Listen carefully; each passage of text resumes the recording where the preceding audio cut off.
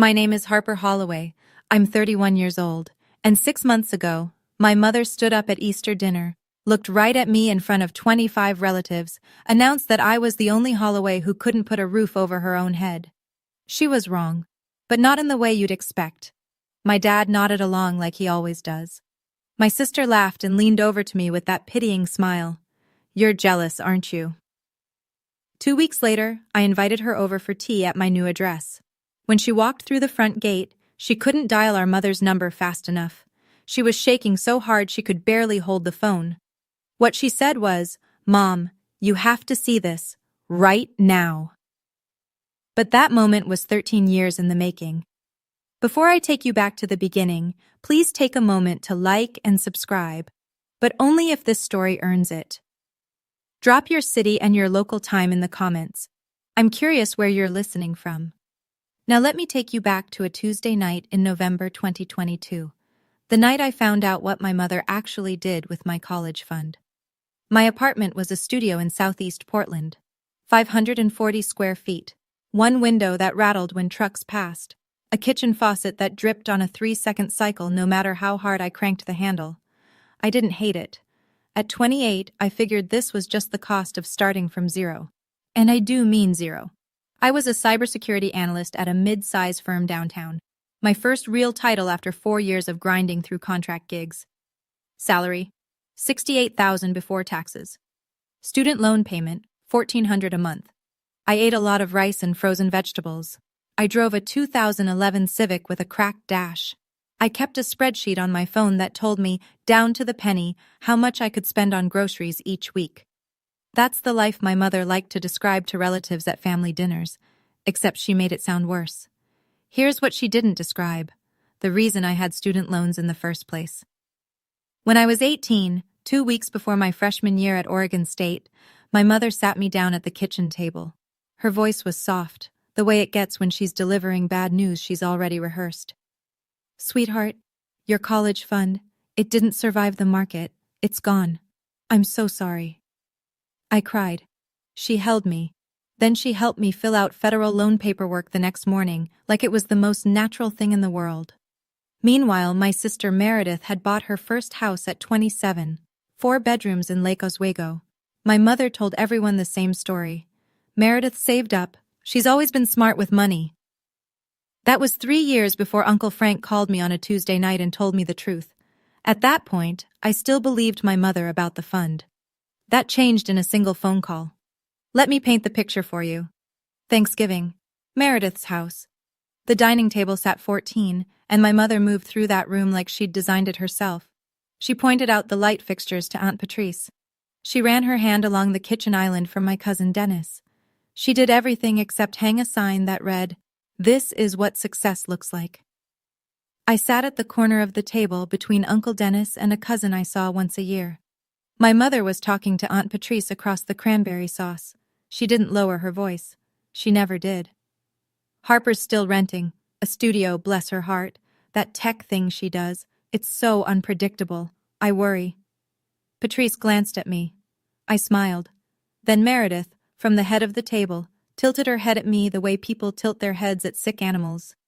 "Hey, Harper, want me to ask around at the brokerage? Real estate is way more stable than whatever you're doing." "I'm fine, Meredith. Just trying to help." My father looked at his plate. He cut his turkey into very small pieces. He didn't say a word. After dinner, I offered to help with dishes. Meredith waved me off. "You're a guest." She said it kindly, but the subtext was clear.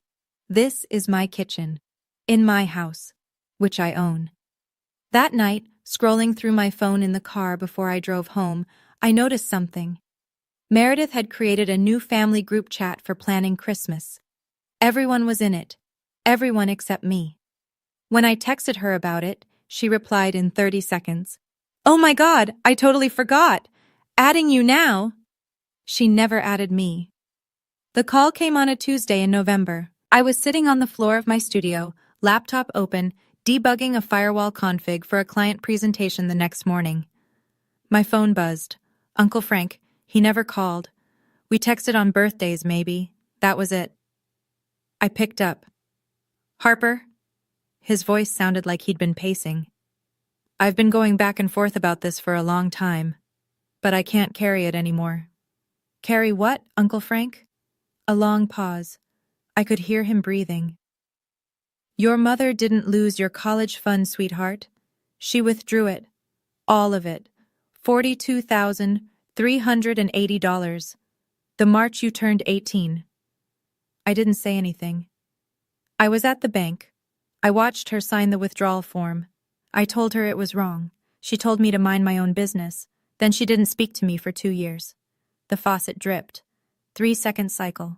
Drip, drip, drip.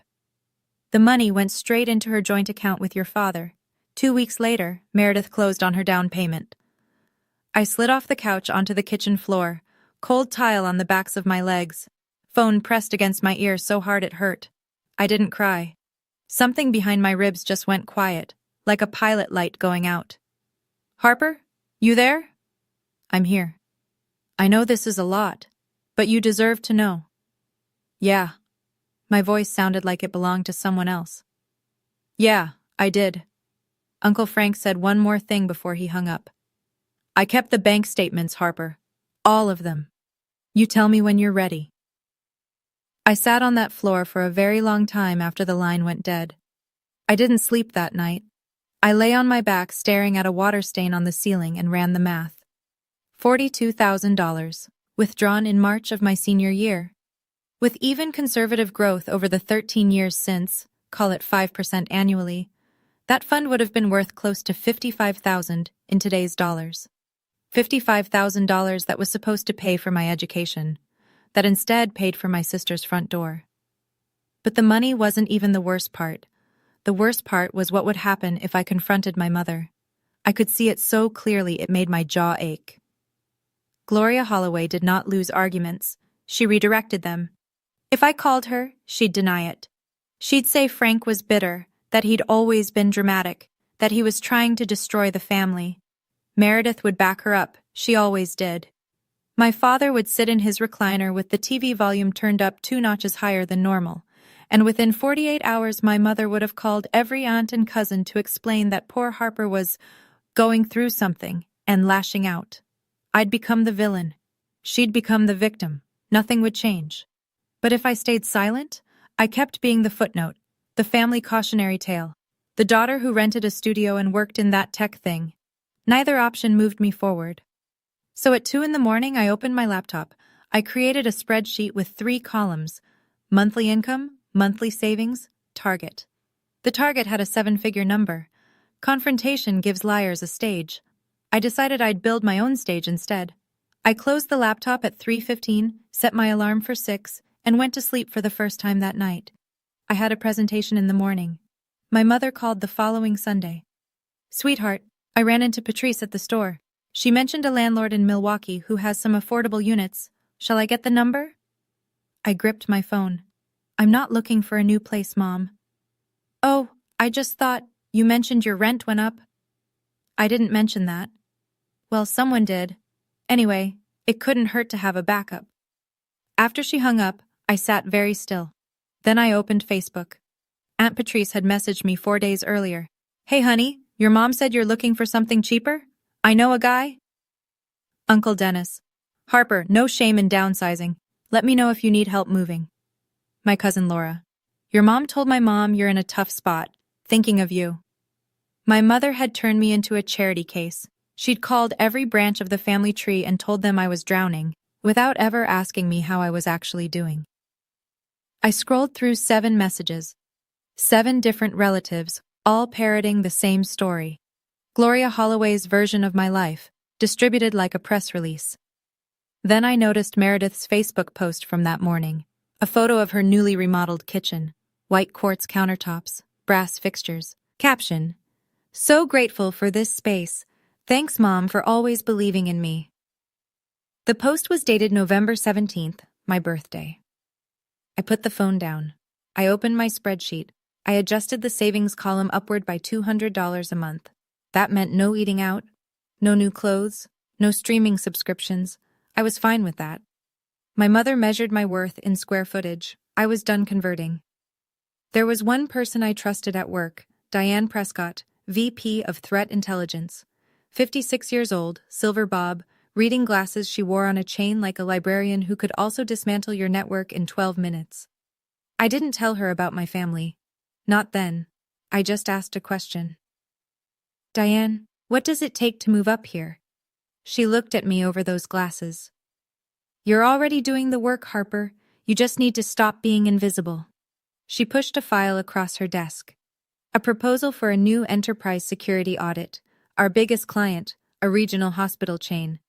The previous team lead had quit mid-project. This is yours if you want it. It's ugly, tight deadline. But if you land it, people above me will know your name. I took the file. For the next 11 months, I worked 12-hour days, sometimes 14. I lived on coffee and meal-prepped chicken. I automated 40% of my paycheck into an investment account, index funds, nothing fancy, and pretended that money didn't exist. I stopped sharing anything about my job with my family, not because I was hiding it, because every time I'd mentioned work before, my mother had waved it off like I was describing a hobby. That computer thing. Are they even going to keep you? The last time I'd told her about a project win, she'd changed the subject to Meredith's new patio furniture within 2 sentences. So I just stopped.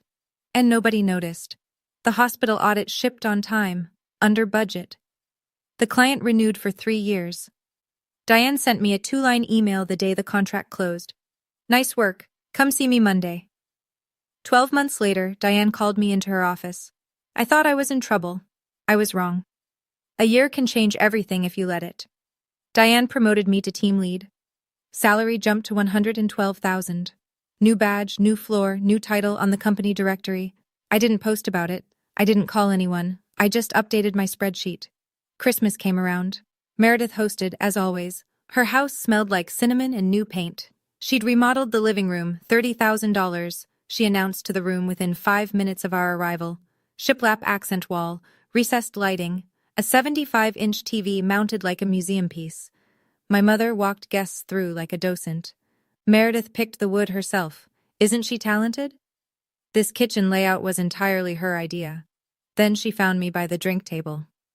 So, still renting that little place? Yes, Mom. Well, at least you're saving, right? Her voice dripped with the kind of sympathy you offer strangers at a bus stop. Meredith appeared at her elbow. You know, Harper, if you'd listened to me about real estate... I'm fine, Meredith. I'm just saying, I could have gotten you into the market years ago. Sure. You don't have to be defensive. I'm not. My mother patted Meredith's arm. Your sister bought this kitchen herself. That's what a plan looks like, Harper. I sipped my water, smiled, said nothing. Later, in the hallway by the bathroom, Todd, Meredith's husband, stopped me. He was holding 2 beers and looked like he wanted to be anywhere else. Hey, your mom talks a lot. He handed me a beer. Don't believe everything. I looked at him. He shrugged and walked away. It was the kindest thing anyone in that house said to me all night. February, a Wednesday evening. I was debugging a server migration when my phone buzzed. A voicemail from a number I didn't recognize. Male voice, mid-40s, cheerful in that forced way people get when they've been told to call someone. Hey, Harper, this is Greg. Greg Whitaker. Your mom gave me your number. She says we'd really hit it off. I'm in commercial insurance. Got a place over in Beaverton. Anyway, give me a ring when you get a chance. I deleted the message. 20 minutes later, my mother texted. Gloria. Greg is a catch, Harper. His mother says he owns his house outright. Harper. I didn't ask you to set me up, Mom. Gloria. You're 31. No house, no husband. I'm trying to help. Harper. I said no. Gloria. He owns a house, Harper. Harper. Good for him. Gloria. You're going to end up alone. I stared at the screen. My thumb hovered over the keyboard for maybe 10 seconds. Then I locked the phone, set it face down on the desk, and went back to my server migration. She measured every milestone against real estate and a marriage license. 31 and single? Crisis. 31 and renting? Emergency. It didn't matter that I led a team of 9 people. It didn't matter that my company had trusted me with a 7-figure client portfolio. None of that registered on Gloria Holloway's scoreboard. I finished the migration at 11:40 that night. Clean deployment, 0 downtime. My team slacked me a string of party emojis. I made a cup of tea, sat on my studio floor, and thought about Greg Whitaker and his house in Beaverton. Then I opened Zillow. Not for Greg, for me. 6 months after that, everything accelerated. Diane promoted me again, senior manager, salary $145,000 plus bonus. The index fund I'd been feeding for 2 years had nearly doubled. My spreadsheet, the one I'd built at 2 in the morning on that cold November night, finally had numbers that meant something. I started driving through neighborhoods on Saturday mornings, alone, coffee in the cup holder, phone on silent. I didn't tell anyone, not Diane, not Uncle Frank, not a soul. I wasn't looking for a house. I was looking for a feeling. I found it on a hillside in West Hills, 4 bedrooms, a wraparound deck that overlooked a valley of Douglas firs, floor-to-ceiling windows in the living room that turned the sunset into a wall of amber and copper, hardwood floors, stone fireplace, a kitchen island with space for 6 people to sit and nobody to feel like they were at the kids' table. The listing price was $950,000. I ran the numbers twice, called my financial advisor, reviewed my portfolio, then I called the listing agent and made an offer. 3 weeks later, I sat in a title office and signed my name 47 times. They handed me a key and a folder containing the deed. I walked to my car, sat in the driver's seat, held the key in my palm. It was warm from the title agent's hand. I didn't call my mother. I didn't text Meredith. I didn't post anything.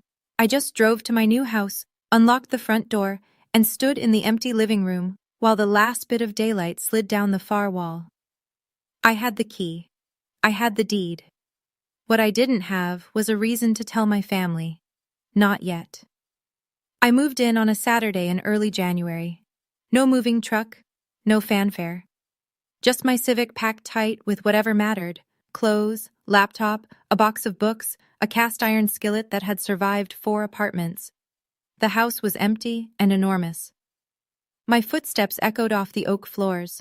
Sunlight came through the wall of glass in the living room and through long rectangles across the bare floor. Outside, Doug firs swayed in a breeze that smelled like rain and cold earth. I bought furniture slowly. A couch first, gray, deep-cushioned, big enough to disappear into. Then a bed frame. A kitchen table I found at an estate sale in Selwood, solid maple, slightly scarred. I liked the scars. They made it feel earned. One weekend, I painted the living room wall behind the fireplace, warm white. It took 2 coats and most of a Sunday. My arms ached. I didn't mind. The only person I invited over was Diane. She stood in the entryway, looked up at the vaulted ceiling, then out through the glass at the valley below. She was quiet for a long time. "This is stunning, Harper. Does your family know?" "Not yet." She studied my face. "You're not punishing them by hiding this. You're protecting yourself." "Maybe." I poured her a glass of wine. "Or maybe I just don't want to hand them another thing to ruin." That night, after Diane left, I unpacked a file box I'd been avoiding. On top was the deed to the house. Beneath it was a folded document in a manila envelope, the one Uncle Frank had mailed me the week before. I looked at it. Then I put both documents in the top drawer of my desk. There was a second document in that drawer. I wasn't ready to look at it yet. In March, Meredith's daughter Lily turned 4. Birthday party at Meredith's house. The whole family crammed into the backyard under a rented canopy. I brought a stuffed elephant and a card with a 20 inside. Lily hugged my leg and ran off. That part was good. Then my mother introduced me to her new book club friends who'd come for the party. "This is Harper, my youngest." She put her hand on my shoulder. "She's still finding her path." "I'm a senior manager in cybersecurity, Mom." My mother laughed, not at the joke, because there wasn't one, but in the way people laugh to fill a gap. "Oh, those tech titles. They change every week, don't they?" Meredith, passing behind us with a plate of cupcakes. "At least she has a good attitude about it." The book club women smiled politely. I smiled back. Then I noticed someone I hadn't expected to see. Uncle Frank was sitting in a lawn chair by the fence, a paper plate balanced on one knee. He'd been re-invited to family events about a year ago, after 2 years of Gloria's freeze-out. He kept to himself mostly. But when I crossed the yard, he looked at me and gave me a single slow nod. I sat beside him. The bank statement I sent you, he said quietly. Your mother's signature is right there. Date, amount, account number. You read it? Not yet, Uncle Frank. Soon. Take your time. It's not going anywhere. Across the yard, my mother watched us. I saw her expression shift, just for a half second. Something tightened around her eyes. Then she turned to Aunt Patrice and launched into a story about Meredith's new pergola. Frank, she called across the yard, just loud enough. Don't fill her head with your nonsense. You always dramatize. Frank took a sip of his lemonade and said nothing. That night, I drove back to West Hills. I made a cup of chamomile. I sat at my kitchen table, the scarred maple one, and pulled the manila envelope from my desk drawer. For a minute I just held it. Then I opened it. The document was a bank statement from Pacific Northwest Federal Credit Union, a custodial account opened on September 3, 2004, the year I turned 3. Beneficiary, Harper Elaine Holloway. Custodian, Gloria A. Holloway. Deposits appeared every month, $50, then $100, then $200 as the years went on. By March of my senior year, the balance read $42,380. Then a single line, withdrawal, March 14, 2013, $42,380. Authorization, Gloria A. Holloway. Transferred to joint checking account ending in 7741. I stared at the numbers. My mother's signature was at the bottom of the authorization page. Neat cursive. The same handwriting that had signed my permission slips and birthday cards. 2 weeks after that withdrawal, Meredith closed on her house. I folded the statement, placed it back in the envelope, put it in the drawer next to my deed. Then I called Uncle Frank. I read it. And? I'm not going to yell. I'm not going to beg. I looked out the window. City lights scattered across the valley floor like a second set of stars. I'm just going to be ready when the moment comes. That's my girl. We were quiet for a moment. Then he asked, when? Easter is 8 weeks away. Meredith's hosting. 25 people. I know. I might need you there. I'll be there. I hung up and washed my tea mug. Dried it, put it away. Easter was 8 weeks out, 25 Holloways under one roof, and for the first time in years, I was looking forward to it. Easter Sunday arrived the way Oregon Aprils do. Cold in the morning, bright by noon, the kind of sky that couldn't decide between rain and mercy. Meredith's house was already full when I pulled up. Cars lined the cul-de-sac. Through the front window, I could see bodies moving, platters being passed, my mother's silhouette directing traffic in the dining room. I sat in my car for 30 seconds, breathed. The house was decorated to within an inch of its life, tulips in every vase, a centerpiece made of moss and ceramic rabbits, linen napkins. Meredith had gone all out, and my mother had clearly helped. Her fingerprints were on every detail. I walked in wearing a simple navy blouse and jeans. No jewelry, no statement piece. I hugged my Aunt Patrice, shook Uncle Dennis's hand, kissed Lily on the forehead. My mother found me within 3 minutes. Harper, you look thin. Are you eating? Hi, Mom. Happy Easter. Doesn't she look thin? This to Patrice, who nodded diplomatically. I poured myself a glass of sparkling water and stood near the kitchen island while my mother gave tours. Meredith just had the living room repainted, Pharaoh and Ball. She picked the shade herself. Those floors are original oak. Meredith had them refinished. The deck extension was Meredith's idea. Every sentence was a ribbon tied around Meredith's life, presented to the audience for applause. Todd appeared beside me with a plate of deviled eggs. Brace yourself, he said under his breath. Your mom's in performance mode. I took an egg. I know. She's been rehearsing the toast since Thursday. I looked at him. Toast? Todd winced slightly. You'll see. I didn't need to brace. I'd already decided what I was going to do after dinner. Not during, after. After the meal, everyone drifted into the living room. Kids on the floor, adults in chairs. My mother stood in the center, wineglass raised, glowing like a woman who had rehearsed this exact moment in her bathroom mirror. I just want to say a few words. She looked around the room. Meredith, thank you for hosting, for opening your beautiful home to all of us. She swept her hand wide. This house, this life you've built, this is what hard work looks like. The room applauded. My mother smiled. Then she turned to me. And Harper, honey? Her voice dropped into that register. The soft one. The one that sounds like compassion, but cuts like a credit check. We're all rooting for you. One day, you'll get there. A few people laughed, short, uncomfortable. My cousin Laura looked at her shoes. Uncle Dennis coughed. Meredith leaned toward me from the next chair, close enough that 5 or 6 people could hear. There's no shame in renting, Harper. We all start somewhere. The pity in her voice could have filled a swimming pool. Then Aunt Patrice, sweet Patrice, who meant well and understood nothing, reached over and touched my arm. Gloria told me you're looking for a cheaper place? I know a wonderful landlord in Milwaukee. The room got quieter. Heads turned. My mother had told everyone. Every single person in this room believed I was struggling, downsizing, barely scraping by. She'd built that narrative so carefully, over so many years, that it was now the only version of me any of them had ever known. I'm not looking for a cheaper place, Patrice. Oh, honey, there's no shame in asking for help. I didn't ask. My mother's chin lifted. Your pride will be your downfall, Harper. I set my glass down. I didn't say another word. Not yet. It happened in the hallway 10 minutes after the toast. Meredith caught me as I was heading toward the coat closet. She positioned herself between me and the front door, arms crossed, head tilted. 5 or 6 people lingered within earshot. Patrice, Dennis, cousin Laura, Todd. Honestly, Harper, Meredith's voice was half whisper, half performance. Are you jealous? It's okay to admit it. Jealous of what, Meredith? She waved her hand in a slow circle. The house, the life, the fixed-rate mortgage and the shiplap accent wall and the $30,000 kitchen. Of this. I worked for this. I looked at her, held her gaze for 3 full seconds. The hallway was very quiet.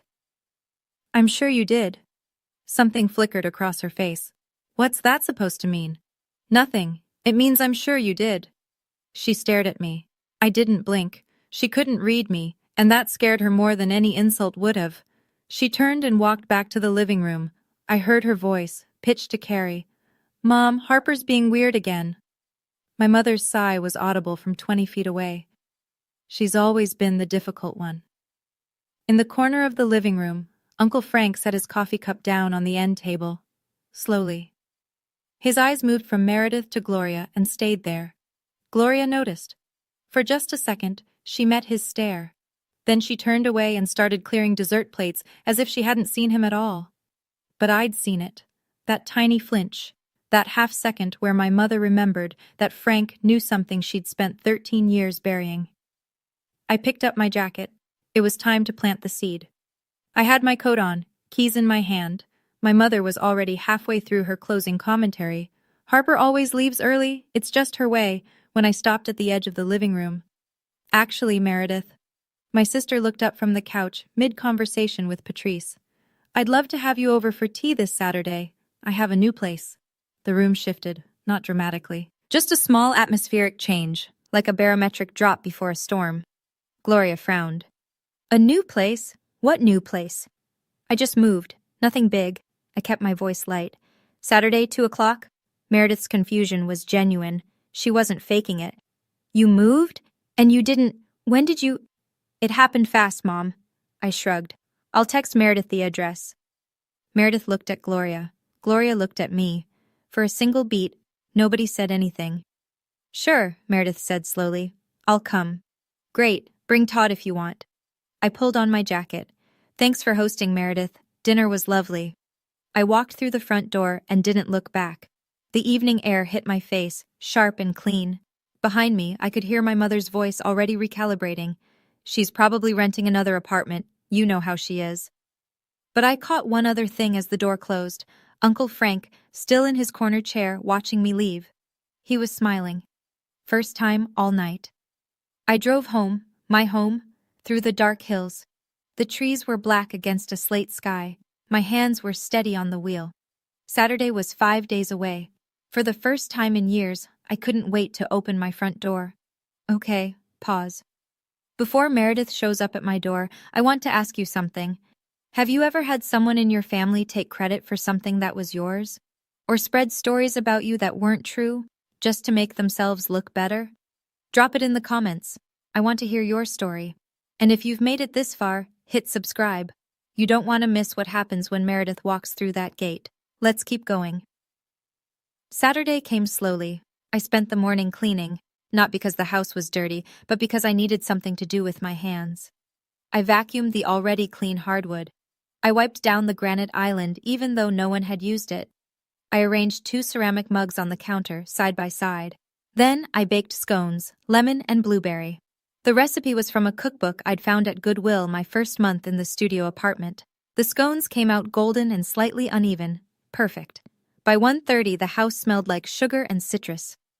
Afternoon light poured through the living room glass and turned the oak floor into something honeyed. The valley spread out below the deck in layers of green and gray. I changed into a cream sweater and jeans. No makeup beyond what I usually wore. No heels. This wasn't a performance. The house would do the talking. At 1:45, my phone buzzed. Meredith. OMW. What's the address again? I sent it. Meredith. Wait, West Hills? That's a nice area. Are you house-sitting LOL? I didn't reply. I put the phone on the kitchen counter, poured hot water into a teapot, and set it on the table next to the scones. 2 chairs, 2 napkins. Simple. Then I sat in the living room and looked out the window. The firs were swaying in a light wind. Somewhere far below, a car horn sounded and faded. My hands weren't shaking. For the first time in years, they were perfectly still.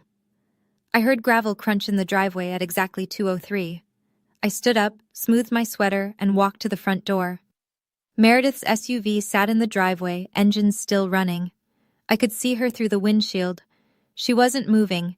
She was staring at the house the way you stare at something that doesn't match the picture in your head. She turned off the engine, got out, stood on the driveway with her purse hanging from one hand and her mouth slightly open. I opened the front door. Hey, come on in, tea's ready. She walked up the stone path. Her heels clicked on the pavers. She stopped in the entryway and looked up. Vaulted ceiling, the staircase with its iron railing, the living room visible through the archway, the wall of glass, the valley.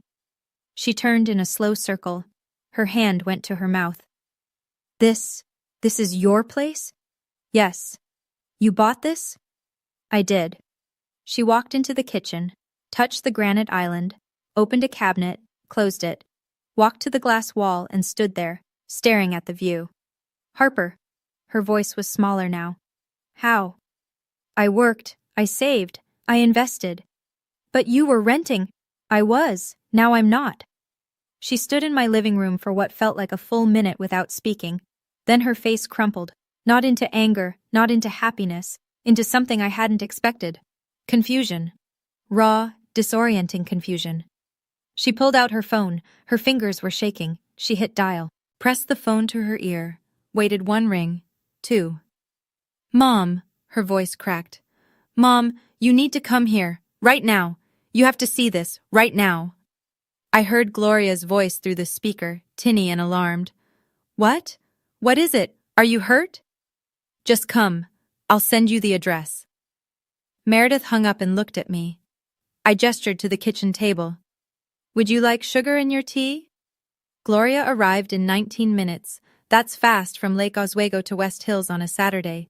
She must have driven like the house was on fire. I heard 2 car doors. My mother's heels on the stone path, fast and sharp. My father's slower steps behind her. Meredith opened the front door before I could. In here. Come in. Gloria stepped into the entryway. She was wearing a lavender cardigan and the pearl earrings she saved for events. She must have been getting ready for something when Meredith called. She looked up. She stopped. 5 seconds. No sound except the wind through the trees outside. What is this? My house, Mom. Welcome. She walked forward as if the floor might not hold, into the living room. She touched the back of my couch, looked at the fireplace, the stone mantel, the built-in bookshelves I'd been slowly filling. She walked to the glass wall and stared at the valley. But you never said... Her voice was thin. How could you afford... I've been a senior director at my company for a year, Mom. My salary and investments covered it. Senior director? Since when? Since you stopped asking about my job. She turned around. Her face was the color of paper. Richard stood in the doorway.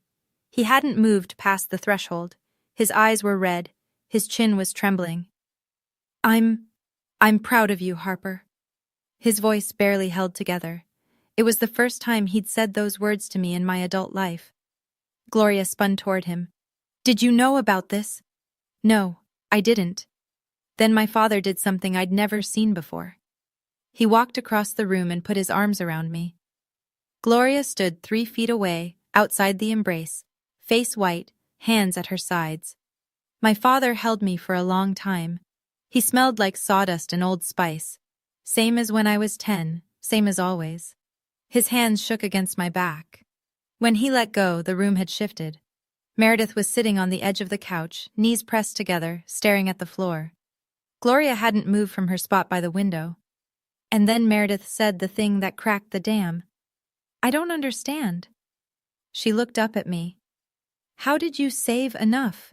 You had student loans, massive ones. Yes, I did. I mean, neither of us had a college fund. Mom said both funds were lost in the— Yours wasn't lost, Meredith. The room went airless. My sister blinked. What? My $42,000 was withdrawn the year I turned 18, 2 weeks before your down payment. Meredith's mouth opened, closed, opened again. That's not— She turned to Gloria. Mom? My mother's jaw was tight. Her fingers had found the hem of her cardigan and were twisting it. That's ridiculous. Who told you that nonsense? Someone who was there. Frank. She said his name like a curse. Frank has been trying to tear this family apart for— The front door opened. Everyone turned. Uncle Frank stood in the doorway. He wore a flannel shirt and work boots. His hair was windblown from the drive. In his right hand, he held a plain white envelope. He looked at Gloria. She looked at the envelope. For the first time in my life, I saw my mother completely, utterly silent. Hey, everyone. Frank stepped inside and wiped his boots on the mat. Sorry I'm late. Traffic on 26 was a mess. He walked over and placed the envelope gently on the kitchen table between the teapot and the scones. Nobody touched the envelope for what felt like a very long time. Then I picked it up, unsealed the flap, pulled out the bank statement and laid it flat on the table. Pacific Northwest Federal Credit Union, I said. My voice was even. Custodial account opened September 2004. Beneficiary, Harper Elaine Holloway. Custodian, Gloria A. Holloway. I pointed to the bottom of the page. March 14th, $42,380. Full withdrawal. Signed, Gloria Holloway. I slid my finger to the next line. Transferred to joint checking account, ending in 7741. I looked at Meredith. 2 weeks later, your down payment cleared. Meredith stood up, walked to the table, picked up the statement with both hands and read it. Her lips moved slightly as her eyes tracked the numbers. Mom. Her voice was very small. You told me this was your savings. You told me you and Dad set aside money. Gloria's face had gone from white to red. Frank, you had no right to keep that. I had every right. Frank's voice was calm, unshakable. She's my niece, and you lied to her face for 13 years. It was family money. I had the right to allocate. It was in my name, Mom. I said it quietly, but the room heard it. A custodial account for my education, not Meredith's down payment. Richard was sitting now. He'd found a chair by the wall. His head was in his hands. Gloria. His voice came out raw. You told me the fund performed badly. You showed me a statement. Frank shook his head. She showed you a different statement, Rich. The real one is right there on the table. Everything I did was for this family, Gloria said. No, Mom. I met her eyes. It was for Meredith. Meredith put the bank statement down. She pressed her palms flat against the table and stared at the grain of the wood. Mom. She didn't look up. You told me it was your savings. You told me Harper's fund was gone. I did what was best. Gloria's voice had shifted. Higher, faster, defensive. Meredith, you needed a house. You were getting married. She was always fine on her own. Fine on my own because I had no choice, I said. Meredith looked at me. Her mascara was starting to smudge. I didn't know, Harper. I swear I didn't know. You didn't ask. I kept my voice steady. That's not the same as not knowing. She flinched. It was slight, a tightening around the eyes, a small inward breath. But it was real. She knew I was right. Todd had been standing in the kitchen doorway the entire time, arms at his sides. He'd come with Meredith. He'd heard everything. He looked at his wife. Mare, we need to talk about this at home. Todd, please. Your sister built this house. He looked around the room. By herself. While your mother told everyone she was broke. Think about that. Meredith pressed her fingers against her eyelids. She was crying now, quietly, the way people cry when the tears have been waiting a long time. Richard finally lifted his head. His voice was barely above a whisper. Gloria, you told me the fund performed badly. I saw a statement. It showed losses. Frank crossed his arms. She showed you a manufactured summary, Rich. The real account record, the one from the credit union, has her signature on the withdrawal. It's not ambiguous.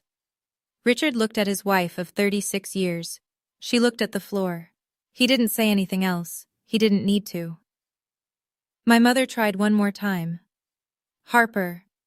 She straightened her spine, found her voice, the one she used at PTA meetings, at holiday tables, at every occasion where she needed to be the authority in the room.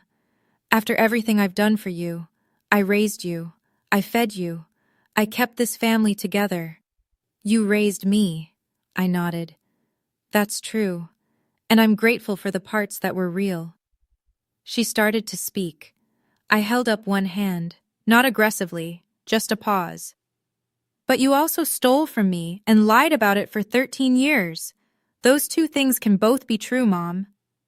I'm your mother. And I'm your daughter. That should have meant something. The silence that followed was the loudest thing I'd ever heard in my own house. I took a breath. I'm not cutting anyone off, but some things are going to change. I looked at each of them in turn. Meredith, Gloria, Richard. You don't get to tell people I'm struggling when I'm not. You don't get to define my life to the family. You don't get to rewrite my story so yours sounds better. Gloria's mouth opened. Nothing came out. And if you want to be in this house, I paused. You come as a guest, not as a narrator. The teapot was still warm on the table. The scones sat untouched on their plate. I'm not asking for the money back, I said. I don't need it. I built this without it. But I am asking you to stop lying about who I am. Nobody spoke. I picked up the teapot and filled 2 mugs, set one in front of Meredith, one in front of the empty chair next to her. Tea's getting cold. Gloria, for the first time in my memory, had absolutely nothing to say. If you've ever had to set a boundary with someone who raised you, and I know that's one of the hardest things a person can do, drop A in the comments. And if this story is hitting close to home, share it with someone who needs to hear it today. Sometimes knowing you're not alone makes all the difference. Let's keep going. There's more. The fallout was fast. By Sunday night, the story had spread through the entire family, like water through a crack in the foundation. Todd told his sister. His sister told her husband. Meredith, whether she meant to or not, confirmed the details to Aunt Patrice on the phone that evening. And once Patrice knew, it might as well have been printed in the newspaper. My phone started ringing Monday morning. Patrice. Gloria told us you were broke. We had no idea, Harper. All these years we thought, we just believed her. Uncle Dennis. Kid, why didn't you ever say something? Would you have believed me over her? The silence on the other end was its own answer. Cousin Laura sent a text. I feel sick. I'm sorry for every time I offered you help you didn't need. Over the next week, relatives started calling Gloria. Not to comfort her, to ask questions, hard ones. The kind she couldn't redirect with a laugh or a wave of her hand. Gloria's response was predictable. She blamed Frank. He's always been jealous of our family. He's trying to destroy everything I've built. But there was a bank statement on a kitchen table in West Hills with her signature at the bottom. You can't talk your way around ink on paper. One by one, the calls to Gloria stopped. Not with dramatic confrontations, just silence. Patrice didn't invite her to book club that month. Dennis didn't ask her to organize the 4th of July cookout. Cousin Laura removed Gloria from the family group chat, the one I'd never been added to. My mother lost the one thing she valued more than money, the narrative. For 13 years, she had been the author of every Holloway story. Now the family was reading a different version, and they believed it, because it was true. Meredith called 3 days later. I was on my deck, watching a red-tailed hawk ride a thermal above the valley. My phone buzzed. I let it ring twice before I answered. Harper? Her voice was smaller than I'd ever heard it. I keep thinking about that bank statement. Okay. I should have asked where the money came from. I was 23 and I wanted the house so badly. Todd and I were getting married and Mom said she'd been saving for years and She trailed off. I didn't want to look too closely. I know. I'm sorry, Harper. I'm really, really sorry. Thank you. That matters. There was a pause. I could hear her breathing, uneven, the kind of breathing that comes between rounds of crying. Todd and I talked, a lot. He said, I've been treating you the way Mom taught me to. He's right. I see that now. Meredith, I don't need you to be perfect. I just need you to be honest. She made a sound that was half laugh, half sob. That's the scariest part. We sat in silence for a moment. Not the uncomfortable kind. The kind that means something's shifting, even if you can't name it yet. Then she said something I didn't expect. Todd almost left me last year. Did you know that? No. Mom was calling every day, telling me how to raise Lily, how to decorate the house, what Todd should be doing with his career. Todd said he didn't marry Mom, he married me, and if I couldn't see the difference, he was done. I didn't want to see it, she said quietly, because if I saw it, I'd have to give something back. I let that sit. I didn't need to add anything. 2 weeks later, my mother called. I was making dinner. Roasted chicken, rosemary potatoes, green salad. I answered on the 4th ring. Harper. Her voice was different, quieter, stripped of the usual polish. Hi, Mom. Nobody calls me anymore. Patrice won't return my messages. Dennis told me he needs space. She said the word like it tasted foreign. Your sister barely speaks to me. That's not my doing, Mom. I just wanted Meredith to have a good start. That's all it was. At my expense, without telling me, without asking. A long silence. I thought you'd never find out.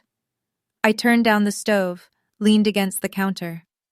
That's the part that hurts the most, Mom. Not the money. The fact that you were comfortable lying to me forever. I could hear her breathing, quick and shallow, the way you breathe when you're trying not to cry. For a moment, I almost felt sorry for her, almost. Can we just go back to normal? No, but we can go forward, if you're willing to be honest. She didn't respond for a long time. I could hear the clock ticking in her kitchen through the phone, the same clock that had hung over the stove my entire childhood. I don't know how, she finally said. I closed my eyes. That's the first honest thing you've said to me in 13 years, she hung up. I finished making dinner. The next Saturday, my doorbell rang. It was my father, alone. No Gloria. He was holding a toolbox. Your deck railing looked loose when I was here last time. You want to fix it? If you'll let me. I held the door open. He stepped inside. We didn't talk much that afternoon. He fixed the railing. I made coffee. We sat on the deck and watched the light change. It wasn't much, but he was there. Summer came. I stood in a conference room on a Tuesday morning while Diane introduced me to the entire company. New title, Vice President of Security Operations, 200 people on the Zoom call, 3 offices watching on the big screen. Diane said, "Harper Holloway has been the backbone of our security practice for 3 years. She's earned this, every single day." People applauded. I thanked them and sat down. My hands were steady. I didn't post about it. I didn't tell my family. Not yet. Some things you hold for yourself first. The following weekend, I invited Uncle Frank over for dinner. He showed up with a bottle of Willamette Valley Pinot Noir and that quiet grin he gets when he's holding something back. We ate on the deck. The sunset turned the valley into copper and violet. The firs swayed in a warm breeze. After dinner, Frank set down his glass and looked at me. "Your grandmother would have been proud, Harper." I paused. "Grandma Margaret? She's the one who opened that fund for you, not your mother. Margaret started it the year you were born, $50 a month from her Social Security check. She told Gloria to keep it for your education and nothing else." I put my fork down. Mom never told me that. No, she wouldn't have. My grandmother had died when I was 14. I remembered her hands, always warm, always smelling like lavender soap. I remembered her saying, at every visit, "You're the stubborn one, Harper." She'd say it like it was the best thing a person could be. I cried, first time in this entire story. Not from sadness. From knowing that even when nobody in my house was watching out for me, someone had been. From the very beginning. Frank handed me a napkin and didn't say a word. Meredith and I started meeting once a month. Never at either of our houses. Neutral ground, a coffee shop on Division Street with wobbly tables and espresso that could strip paint. The first few times were awkward. Lots of silences, lots of stirring drinks that didn't need stirring. But we kept showing up. She told me about couples therapy with Todd, about learning to hear her own voice instead of Gloria's, about the moment she realized she'd been performing her entire adult life, staging her home, curating her Facebook, measuring her worth by the same ruler our mother had built. "I was so busy proving I was the successful one," she said, "that I never asked if I was happy." I didn't have an answer for that, but I listened, and sometimes that's enough. In September, a letter arrived at my house. No return address I recognized. Inside, a single page, handwritten. My mother's handwriting. The same neat cursive that was on the bank withdrawal form. "Harper, I made choices that weren't mine to make. I'm trying to understand why. I don't know if I can explain it, but I'm trying. Mom." No, I'm sorry. No grand apology. Just an opening. Small and uncertain, like a crack in a wall. I read it twice, folded it carefully, put it in the top drawer of my desk, next to the deed and the bank statement. 3 documents that told the story of who my family was and who we might become. A week later, Meredith invited me to Thanksgiving. Her house. "You don't have to come," she said, "but I'd like you there." "Will Mom be there?" "Yes." I thought about it for exactly 1 day. "I'll come, but I'm driving myself, and I'll leave when I'm ready." That's fair. It was. For the first time, it actually was. I'm sitting in my living room right now, telling you this story. The fire's going. There's a cup of coffee on the side table that's gone lukewarm because I've been talking to you for a while. Outside, the valley is gray-green under low clouds, and the firs are doing that slow sway they do when the wind can't decide which direction to blow. My mother measured success in square footage. My sister measured it in comparison. My father measured it by keeping the peace, which, it turns out, isn't the same as keeping anyone safe. And me? For a long time, I measured it in silence, the kind of silence that builds things nobody sees coming. I don't hate my mother. Hate is heavy, and I've been carrying enough. I don't hate Meredith either. She's trying, clumsily, imperfectly, and that counts.